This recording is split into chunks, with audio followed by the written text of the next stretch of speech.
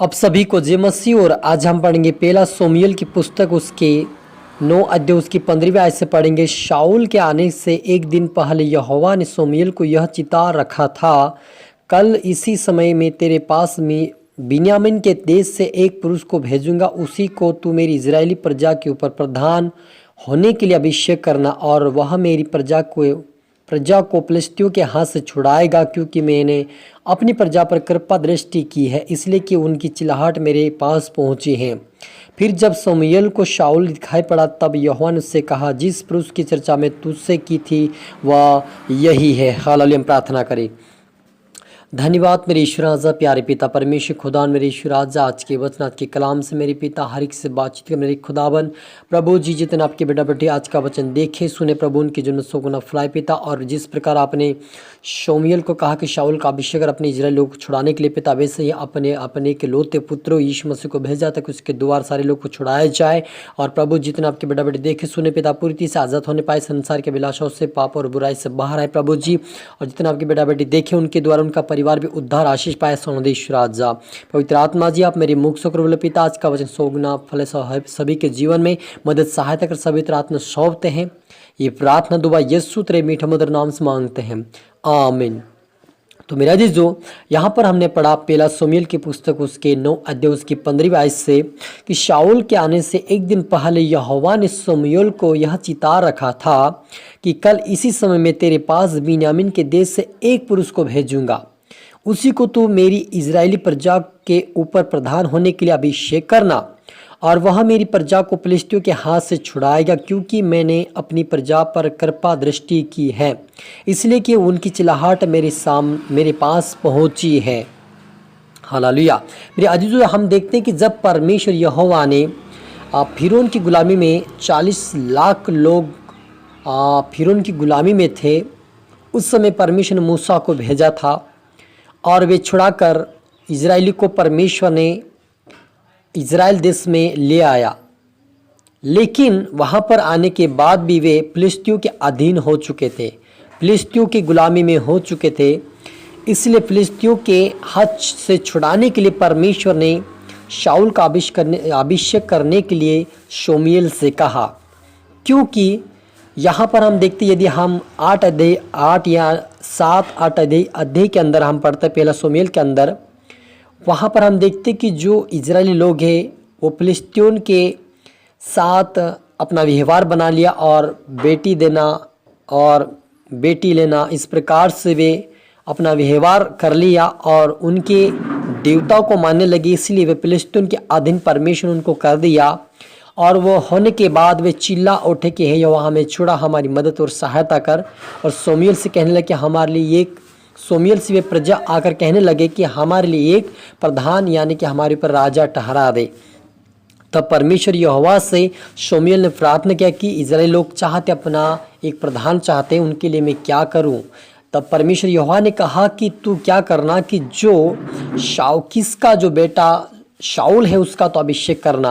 और जब एक दिन यानी कि एक दिन पहले यहोवा ने कह दिया था कि वो तुम्हें किसका पुत्र इस देश में आएगा और तेरे पास में उससे भेजूंगा। और हम देखते कि यहाँ पर कल इसी समय में तेरे पास बिन्यामीन के देश के एक पुत्र को भेजूंगा।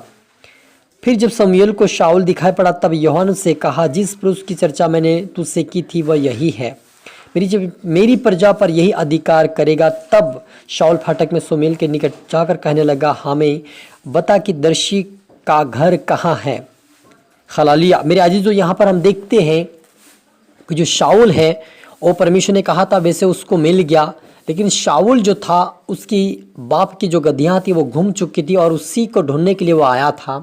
तो मेरे अजीजों, हमारा परमेश्वर की योजना ऐसी होती है कि किसी चीज़ को ढूंढने के लिए आप जाओगे वहाँ पर भी परमेश्वर आपके साथ चलेगा। क्योंकि जो शाऊल था अपने पिता की गधियों को जो गुम हो चुके थे उनको ढूंढने के लिए गया था।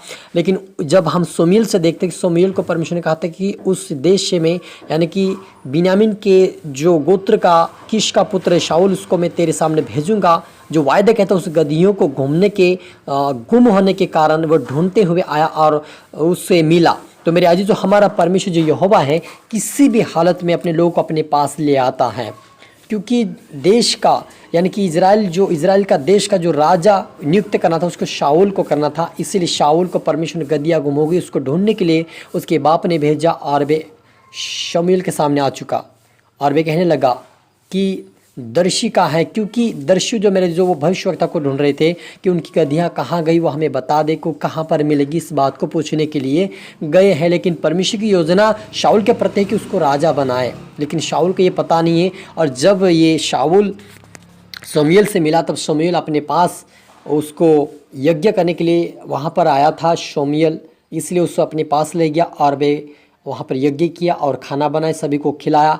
लेकिन जो खाना परमेश्वर की ओर से ठहराया था शाऊल के लिए वो उसने रखा था और कहा कि जो मैंने भोजन रखा जो ठहराया था उससे शाऊल के लिए लाओ और उसे खिलाओ। जब वो खिलाया तब रात ठहरी और वे सुबह उठा, तब उन्होंने जो शाऊल के संग जो सेवक था उसको आकर थोड़े से उसको आगे भेज दिया, हम बातचीत करते हैं। और जब वो छत पे बातचीत करके कहा कि मुझे परमेश्वर ने कहा तेरा अभिषेक करे और तू इजराइल का राजा ठहरेगा। और उसी दिन से उन्होंने कुप्पी में तेल लिया और शाऊल का अभिषेक किया और राजा वो ठहरा मेरे जीजो, और वे इजराइल की रक्षा किया। तो मेरे जीजो आपको और मुझे भी परमेश्वर कभी भी अपनी रक्षा के लिए अपने कार्य के लिए इस्तेमाल कर सकता है। वो योजना हम नहीं समझ सकते, हम नहीं जान सकते कि हमारे प्रति परमेश्वर की योजना क्या है, लेकिन वो परमेश्वर जानता है कि हमारे प्रति उसकी योजना क्या है। इसलिए आपको डरने घबराने की ज़रूरत नहीं कि मेरा काम ये क्यों नहीं हो रहा, या मैं आगे क्यों नहीं बढ़ रहा, मैं सिक्का में क्यों नहीं बढ़ रहा, मैं उपास फास्टिंग में क्यों नहीं आगे बढ़ पा रहा। लेकिन परमेश्वर कहता है कि आपके प्रति भी परमेश्वर की योजना है, तो आपको उठाकर खड़ा करेगा, आपको ब्लेस करेगा